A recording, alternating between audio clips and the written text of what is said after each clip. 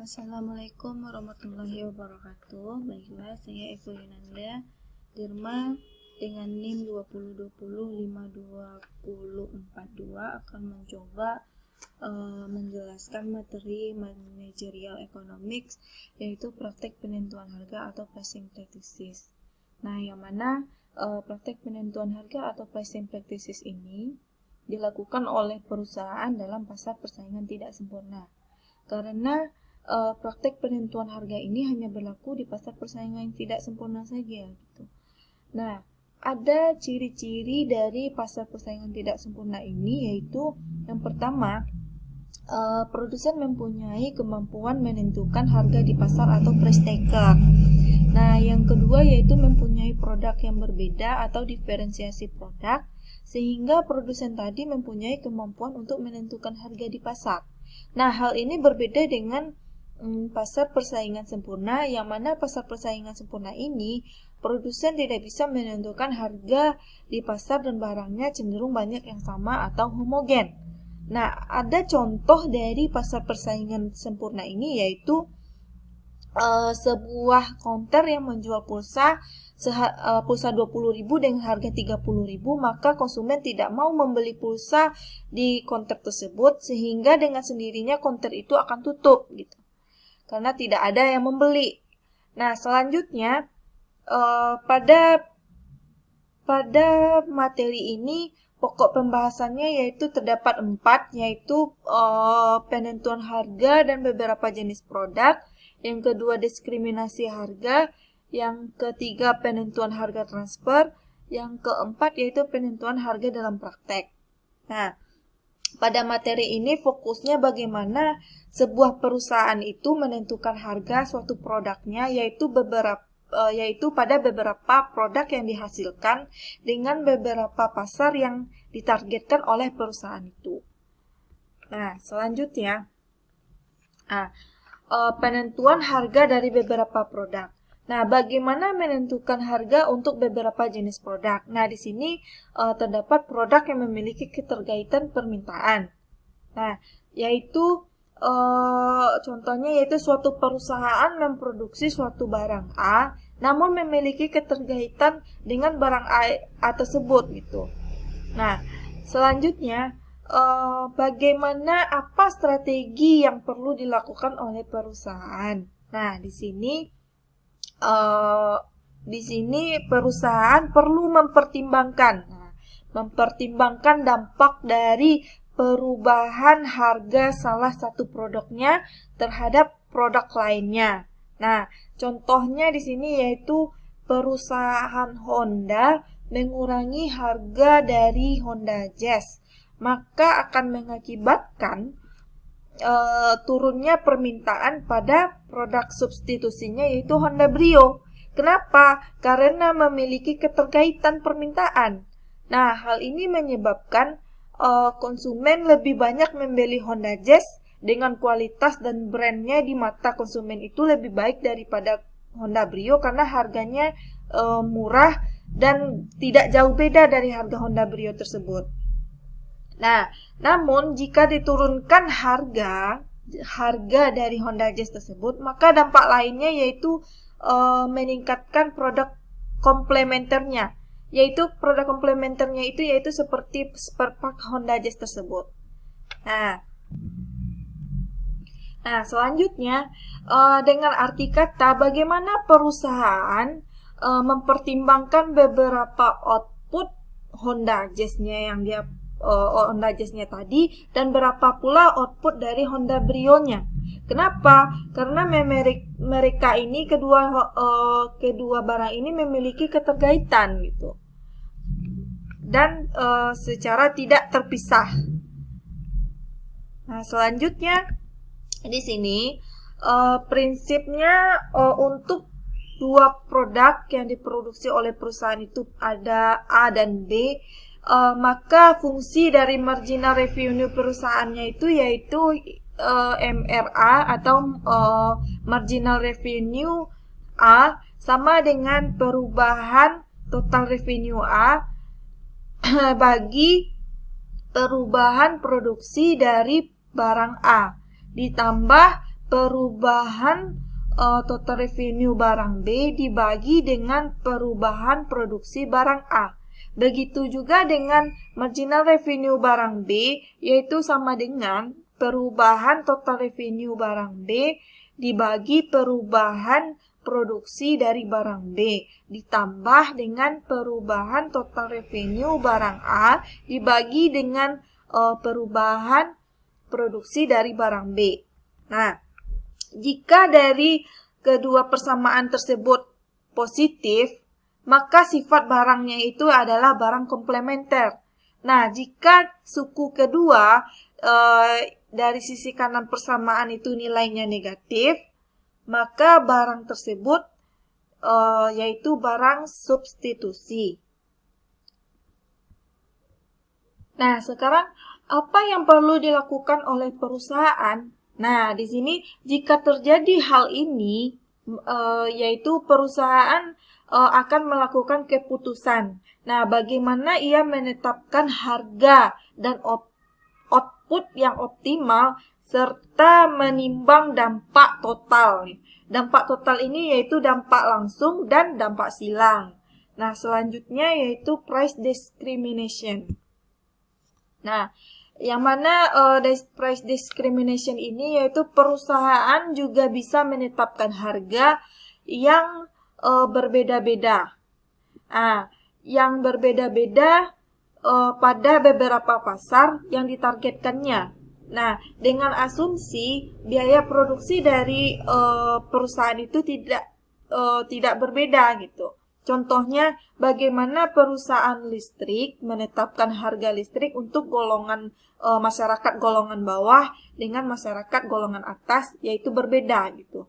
Nah, untuk golongan bawah harganya lebih murah dan untuk golongan atas harganya lebih mahal gitu. Nah, contoh berdasarkan waktu yaitu misalnya harga tiket nonton bioskop malam itu lebih mahal daripada harga tiket nonton bioskop pada siang hari gitu.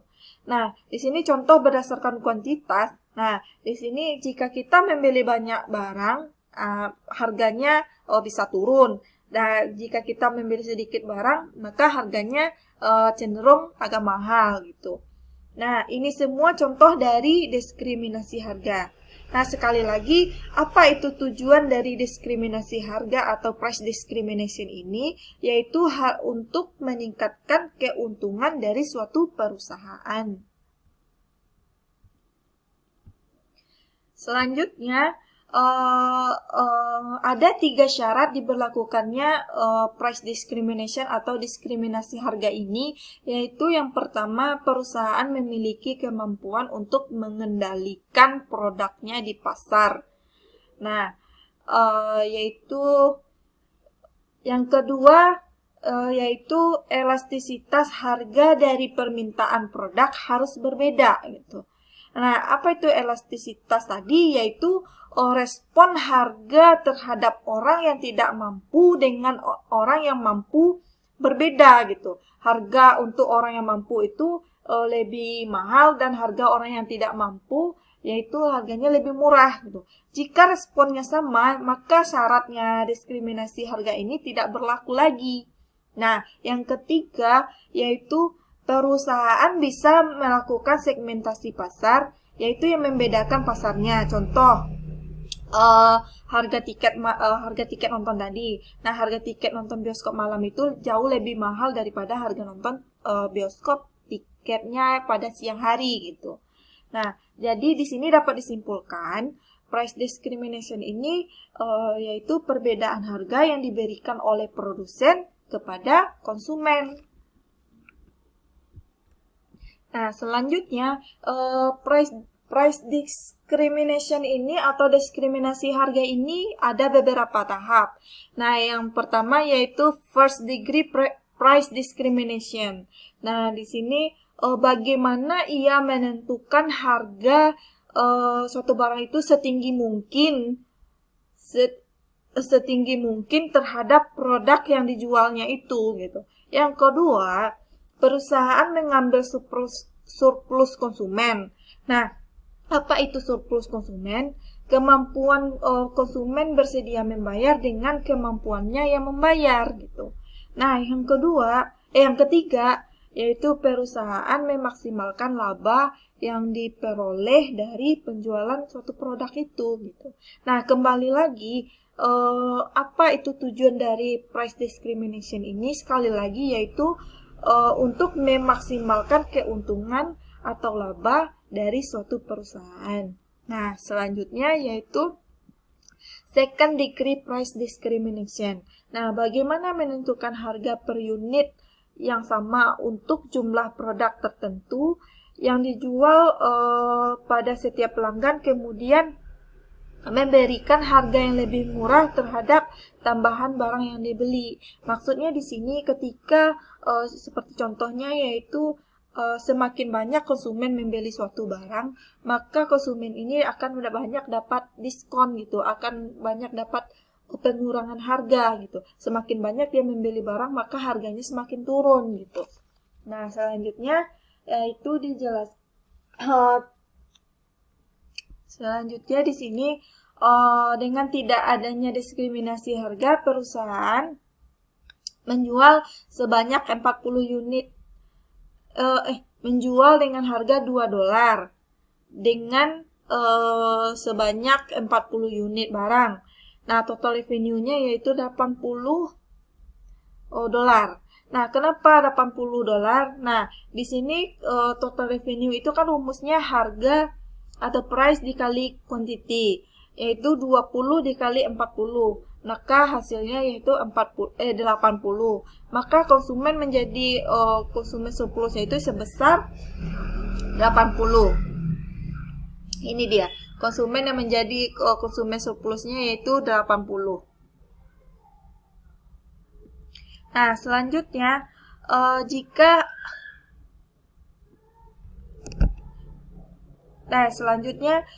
jika perusahaan melakukan diskriminasi harga tahap pertama, menjual sebesar $2 dan sebanyak 40 unit, maka total revenue-nya yaitu $160.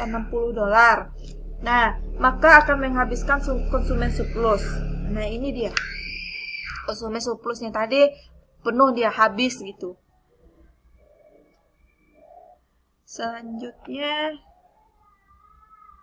Selanjutnya, lalu jika perusahaan bergerak pada tahap ketiga, menjual cukup dengan harga $4. Nah, dengan per unitnya itu 20 unit. Namun jika ditambah 40 unit lagi, maka harganya $2. Maka revenue yang didapatkan yaitu 120 dengan konsumen surplus tinggal 40. Ini. Nah, jadi ini dia sama dengan price discrimination-nya itu berdasarkan jumlah produk yang dibeli gitu. Semakin banyak dia beli, maka harganya semakin turun gitu. Selanjutnya yaitu transfer pricing. Nah, apa itu transfer pricing? Yaitu bagaimana kita menentukan harga transfer pricing ini. Nah, ketika menentukan harga produk antara. Nah, apa itu produk antara? Nah, contohnya di sini adalah benang. Pada perusahaan tekstil, produk antaranya dari baju itu adalah benang. Nah, bagaimana menentukan harga benang? Nah, disinilah kita ceritanya dari harga transfer pricing ini. Nah, di mana menentukan harga produk antara atau intermediate ini yang dijual baik secara langsung ke pasar atau dijual lagi ke perusahaan yang sama pada bagian lain gitu. Contohnya yaitu bagian produksi benang menjual ke bagian pemasaran, kemudian diolah lagi oleh bagian pemasaran ini menjadi baju gitu. Nah,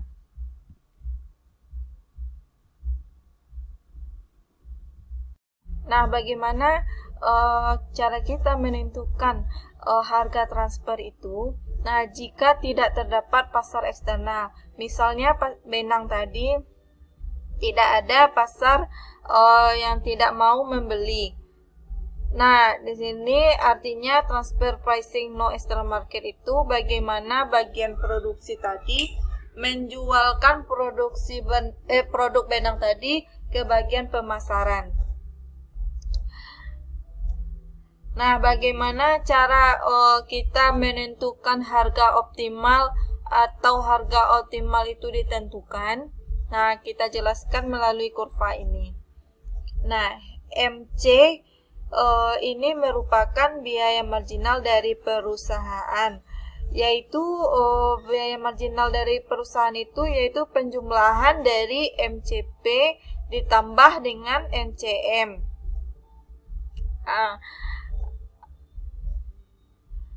Yang mana MCP ini yaitu dari sisi produksi dan MCM ini dari marketing. Nah, ini MC production. Dan ini merupakan biaya total marginal dari sebuah perusahaan benang. Nah, lalu D ini merupakan kurva permintaan. Merupakan permintaan dari produk akhir di bidang divisi marketing ke bidang produksi yang meminta benang tadi. Nah, MR ini adalah marginal revenue. Nah, pertanyaannya diproduksi ke berapa dan harga ke berapa? Ini menunjukkan harga dan produksi optimal.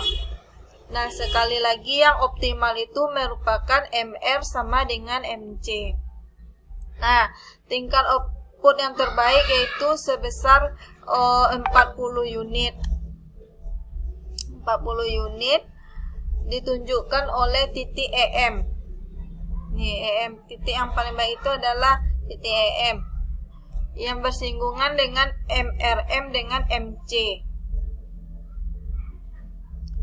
Nih.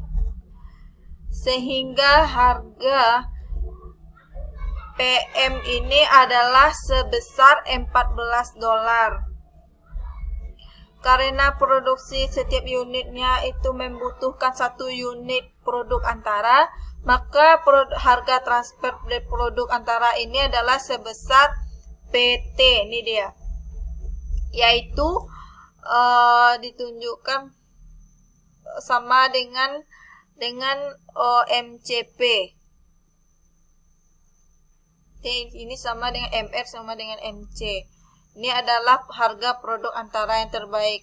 Dan produk akhirnya yaitu ini, PM, yaitu 4 dengan harga 14. Dengan demikian, harga terbaik untuk produk antara dalam contoh ini adalah jika tidak ada market, yaitu maka harganya yaitu 6 dan produksinya yaitu 40. Kenapa dibilang optimal? Karena MR sama dengan MC. Oke, selanjutnya bagaimana jika ada pasar? Jika dia ada pasar market dalam pasar ini, nah contoh ini pembeli benang atau tukang jahit. Nah, dari gambar ini berapa harga optimal yang dibutuhkan oleh perusahaan benang ini terhadap perusahaan lain tadi.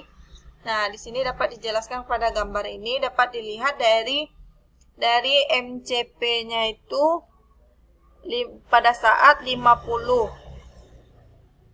Harganya 6, produksinya 50. Nah, dan ini agak meningkat gitu. Oleh karena itu, tingkat output yang terbaik produk antara ini yaitu 50 ditunjukkan oleh pada titik EP pada saat DP sama dengan MRP sama dengan PT sama dengan MC sama dengan M6.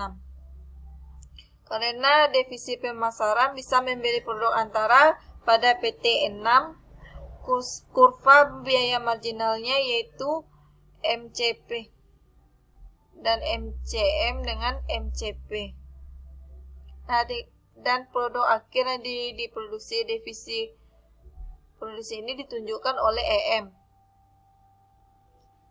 dan ditunjukkan oleh titik EM ketika MRM sama dengan MCT, sehingga PM-nya adalah $14. Artinya adalah dengan adanya produk antara ini, yaitu terjadinya kelebihan produksi karena ada 10 yang dijual di pasar bebas, yaitu 40 ke 50 ada 10 itu terjual di pasar bebas. Ini adalah trik jika ada pasar di luar pasar eksternal. Nah, bagaimana menentukan harga jika produk itu berada pada pasar persaingan tidak sempurna? Tetap harga produksi optimalnya dan harganya itu pada harga 4. Ini dia.